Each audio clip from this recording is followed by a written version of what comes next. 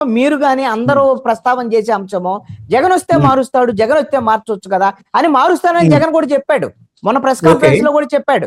అయితే ఇక్కడ నేను చాలా కీలకమైనటువంటి అంశాన్ని ప్రస్తావన చేయదలుచుకున్నా. జగన్మోహన్ రెడ్డికి కూడా చెప్తాను నేను ఈ విషయం ఏంటంటే, ఇప్పుడు రేపొస్తే మారుస్తాడని ఎవరన్నా అనుకుంటే అసలు రేపొస్తే మార్చడం ఏంటి?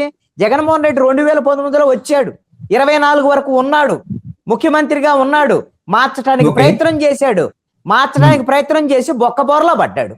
ఆ రోజున అమరావతి రాజధాని కాదనే కదా 3 రాజధానులు అంటే హైకోర్టు మొట్టికాయలు వేసింది, 2 చెంపలు చెల్లు మనిపించింది.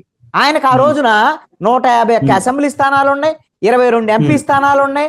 ఏం చెప్పింది హైకోర్టు? నువ్వు గిన మార్చాలనుకుంటే నీ అసెంబ్లీకి అధికారం లేదు, నువ్వు వెళ్ళి పార్లమెంట్కి వెళ్ళు, విభజన చట్టాన్ని సవరణ చేయి, అప్పుడు మార్చుకో, నీ ఇష్టం వచ్చినట్టు చేసుకో అని చెప్పింది. జగన్మోహన్ రెడ్డి వెళ్ళాడా ఆ రోజున? పార్లమెంట్కి వెళ్ళాడా? బీజేపీ సపోర్ట్ ఉంది ఆ రోజున, బీజేపీ సపోర్ట్ ఉంది. బీజేపీ ఒక అఫిడవిట్ కూడా ఇచ్చింది ఆంధ్రప్రదేశ్ హైకోర్టుకి. ఆంధ్రప్రదేశ్ ప్రభుత్వం ఇష్టం వచ్చినట్టు వాళ్ళ రాజధానులు మార్చుకోవచ్చు అని వాళ్ళు అఫిడవిట్ ఇచ్చారు కేంద్రంలో ఉన్నటువంటి ఎన్డీఏ ప్రభుత్వం.